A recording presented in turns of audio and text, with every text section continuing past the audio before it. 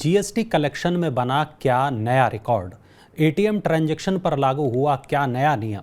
वित्त मंत्रालय ने जताई किस बात पर चिंता? क्या बड़े कारपोरेट खोलेंगे भारत में बैंक? जानेंगे हम आज के मनी टाइम में। नमस्कार, मैं हूं वरुण और स्वागत है आपका हमारे प्राइम टाइम शो यानी मनी टाइम में। जीएसटी कलेक्शन अप्रैल में सालाना आधार पर 12% बढ़कर 1,87,000 करोड़ रुपए रहा है।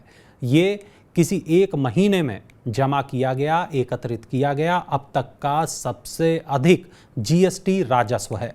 जुलाई 2017 में जीएसटी सिस्टम लागू होने के बाद से सबसे ज़्यादा टैक्स कलेक्शन का पिछला रिकॉर्ड 1,68,000 करोड़ रुपए था, जो पिछले साल अप्रैल में बना था। 20 अप्रैल 2023 को एक दिन में सबसे ज़्यादा टैक्स कलेक्शन का भी रिकॉर्ड बना है और इस दिन 9.8 लाख ट्रांजैक्शन हुए और इससे सरकार को 68,228 करोड़ रुपए का टैक्स मिला। 1 मई 2023 से एटीएम ट्रांजैक्शन से जुड़े नए नियम लागू हो गए हैं। पंजाब नेशनल बैंक ने एटीएम ट्रांजैक्शन फेल होने पर शुल्क लगाने की शुरुआत कर दी है। अगर कोई पीएनबी ग्राहक अपने खाते में पैसा न होने पर भी एटीएम से पैसा निकालने की कोशिश करेगा, तब बैंक इस तरह के ट्रांजैक्शन पर शुल्क के बतौर 10 रुपये और जीएसटी अलग से वसूलेगा। वित्त मंत्रालय ने बट्टे खाते में डाले गए खातों से वसूली की कम दर पर चिंता जताई है। मंत्रालय ने कहा कि सरकारी बैंकों को इसे बढ़ाकर 40% करना चाहिए। इस समय बट्टे खाते में डाले गए खातों से वसूली दर 15% से कम है। सार्वजनिक क्षेत्र के बैंक मार्च 2022 को समाप्त पिछले 5 वर्षों में बट्टे खाते से सिर्फ 14% राशि ही वसूल पाए हैं और इस दौरान कुल 7,34,000 करोड़ रुपए बट्टे खाते में डाले गए हैं और इसमें से सरकारी बैंकों ने 1,03,000 करोड़ रुपए की वसूली की है। इस मुद्दे पर स्थिति की समीक्षा करने के लिए वित्तीय सेवा विभाग जल्द ही सरकारी बैंकों के साथ बैठक करेगा। बड़े कारपोरेट समूहों को भारत में कभी भी बैंक खोलने की अनुमति नहीं दी जाएगी और ये कहना है दिग्गज बैंक एन वाघुल का। उन्होंने कहा कि भारत ने अपने बैंकों के राष्ट्रीयकरण के अनुभव से सीखा है और वो बड़ी कंपनियों को बैंकिंग में प्रवेश की इजाज़त देकर वही गलतियां कभी नहीं दोहराएगा। रिजर्व बैंक ने 2 साल पहले बड़ी कंपनियों को पूंजी हासिल करने की उनकी क्षमता के आधार पर अनुमति देने की बात आगे बढ़ाई थी। इस प्रस्ताव की आरबीआई के पूर्व शीर्ष अधिकारियों सहित कई लोगों ने आलोचना की और फिर बात वहीं रुक गई। अब ट्विटर पर आर्टिकल्स पढ़ने के लिए अलग से पैसे देने होंगे। एलन मस्क ने माइक्रो ब्लॉगिंग साइट ट्विटर पर बड़े बदलाव करने का ऐलान किया है। उन्होंने कहा कि अब मीडिया पब्लिशर्स को अगले महीने से सोशल मीडिया प्लेटफॉर्म पर आर्टिकल पढ़ने के लिए यूजर्स से चार्ज लेने की अनुमति मिल जाएगी। इस फीचर के रोल आउट होने के बाद वो यूज़र ही आर्टिकल पढ़ सकेंगे जिनके पास मंथली सब्सक्रिप्शन नहीं है और कभी कभार आर्टिकल पढ़ना चाहते हैं। ऐसे यूजर्स को प्रति आर्टिकल के हिसाब से चार्ज देना होगा और इस नए फीचर से वही कंटेंट क्रिएटर पैसा कमा पाएंगे जिनके अकाउंट में कम से कम 500 फॉलोअर होंगे। वरिष्ठ नागरिकों को रेल किराए में रियायत बंद करने के बाद भारतीय रेलवे ने वित्त वर्ष 2022-23 में अतिरिक्त 2242 करोड़ रुपए कमाए हैं।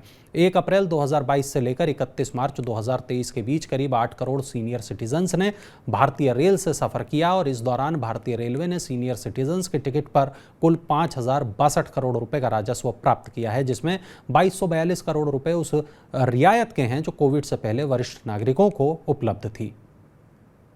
घरेलू एयर ट्रैफिक ने 30 अप्रैल को ऑल टाइम हाई का रिकॉर्ड बना दिया। एक दिन में 2978 उड़ानों से 4,56,082 यात्रियों ने हवाई सफ़र किया। कोरोना वायरस महामारी से संकट में आया घरेलू एयर ट्रैफिक में अब तेजी से सुधार हो रहा है। कोविड से पहले औसत डेली घरेलू यात्रियों की संख्या 3,98,579 थी। मार्च महीने में भी घरेलू हवाई यात्रियों की संख्या सालाना आधार पर 21% से ज़्यादा बढ़ी है। जनवरी से मार्च के दौरान 3,75,00,000 यात्रियों ने हवाई जहाज से सफ़र किया है। एक और जहां सोना सस्ता हो रहा है तो दूसरी ओर चांदी महंगी हो रही है। बहुमूल्य धातुओं की अंतर्राष्ट्रीय कीमतों में गिरावट के बीच राष्ट्रीय राजधानी के सराफा बाजार में सोमवार को सोने का भाव 105 रुपए के नुकसान के साथ 59,975 रुपए प्रति 10 ग्राम रह गया। चांदी की कीमत 730 रुपए उछलकर 75,700 रुपए प्रति किलोग्राम हो गई। विदेशी बाजारों में सोना गिरावट के साथ $1981 प्रति औंस रह गया, जबकि चांदी बढ़कर $25.12 प्रति औंस हो गई। कच्चे तेल की ऊंची कीमतों और बढ़ते भू राजनीतिक तनाव के बावजूद भारत की आर्थिक वृद्धि दर मजबूत रहेगी। नीति आयोग के सदस्य अरविंद विरमानी का कहना है कि चालू वित्त वर्ष में भारतीय अर्थव्यवस्था 6.5% की दर से बढ़ेगी। विरमानी ने कहा कि उन्हें नहीं लगता कि अमेरिका और यूरोपीय बैंकिंग संकट का भारत के वित्तीय क्षेत्र पर कोई प्रभाव पड़ेगा। IMF ने चालू वित्त वर्ष के लिए भारत के आर्थिक वृद्धि दर के अनुमान को 6.1% से घटाकर 5.9% कर दिया है। अब रुक करें अगली खबर का बुलेटिन की, लेकिन उससे पहले मैं आपको बता देता हूं कि सोमवार से शुक्रवार रोजाना दोपहर 1 बजे और दोपहर 4 बजे आप देखते हैं हेलो मनी 9। हेलो मनी 9 आपकी जेब से जुड़ा हुआ एक शो है, आपकी जिंदगी से जुड़ा हुआ शो है, और जिसमें 1 बजे मेरे वरिष्ठ सहयोगी विपुल सिंह बात करते हैं स्टॉक मार्केट की, और मंगलवार दोपहर 1 बजे स्टॉक्स पर आप अपना सवाल पूछ सकते हैं। नीतिलेश पावस्कर टेक्निकल एनालिस्ट हैं जो देंगे आपके तमाम सवालों के जवाब। 9311211874 पर आपको एक व्हाट्सएप करना है और लिख भेजना है अपना सवाल, और आपके सवाल का जवाब देंगे नीतिलेश पावस्कर टेक्निकल एनालिस्ट। तो स्टॉक्स से जुड़ा यदि आपका कोई भी सवाल है तो मेरे वरिष्ठ सहयोगी 1 बजे लेकर आते हैं ये खास शो, देखना बिल्कुल मत भूलिएगा हेलो मनी 9 विपुल सिंह के साथ। चलिए अब रुक करते हैं 10वीं खबर का। JP मॉर्गन चेस बैंक ने संकटग्रस्त फर्स्ट रिपब्लिक बैंक को खरीद लिया है और अब उसकी सभी जमाओं और अधिकांश संपत्तियों को अपने कब्जे में लेगा। फेडरल डिपॉजिट इंश्योरेंस कॉर्प ने कहा कि कैलिफोर्निया के नियामकों ने फर्स्ट रिपब्लिक को बंद कर दिया है और इसे रिसीवर के रूप में नियुक्त किया है। JP Morgan Chase first Republic bank की सभी जमाओं और अधिकांश संपत्तियों का अधिग्रहण करेगा। 8 राज्यों में फर्स्ट रिपब्लिक बैंक की 84 शाखाएं JP मॉर्गन चेस बैंक की शाखाओं के रूप में फिर से खुलेंगी।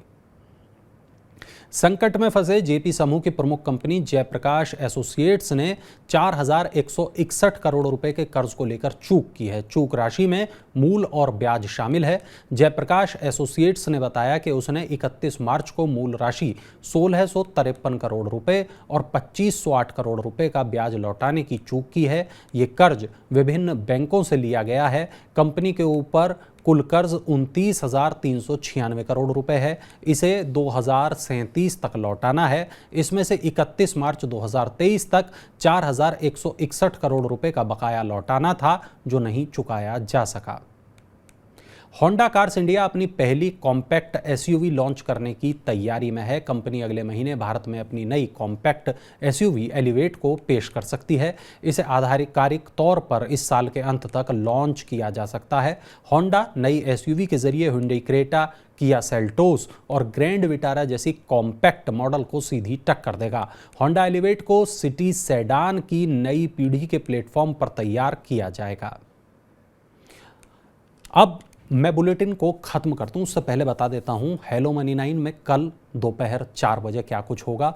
मेरी वरिष्ठ सहयोगी प्रियंका संभव जब बजेंगे घड़ी में 4 दोपहर के, तब आपके लिए लेकर आएंगी हेलो मनी 9। और कल का जो सब्जेक्ट है वो है कैसे रिजेक्ट नहीं होगा health insurance claim. Health insurance से जुड़े आपके तमाम सवालों के जवाब देने के लिए मौजूद रहेंगी निशा सांघवी, और ये हैं CFP डायरेक्टर हैं प्रोमोर फिनटेक की। करना वही है, एक व्हाट्सएप करना है 9311211874 पर। तो मंगलवार शाम 4 बजे देखना बिल्कुल मत भूलिएगा हेलो मनी 9 प्रियंका संभव के साथ। उम्मीद है आपको मनी टाइम का मेरा आज का ये एपिसोड पसंद आया होगा। आपको हमारा ये आज का शो कैसा लगा बताने के लिए कमेंट बॉक्स में अपनी राय ज़रूर शेयर करें। आपके सुझाव हमें इस शो को और बेहतर बनाने में मदद करेंगे। अपने काम की खबरों को देखने के लिए मनी 9 के मोबाइल ऐप को ज़रूर डाउनलोड कर लें। नई खबरों के साथ अब आपसे मुलाकात होगी कल। तब तक आप देखते रहिए मनी 9 के तमाम अन्य कार्यक्रम। मैं कल आऊँगा नई खबरों के साथ। तब तक के लिए नमस्कार।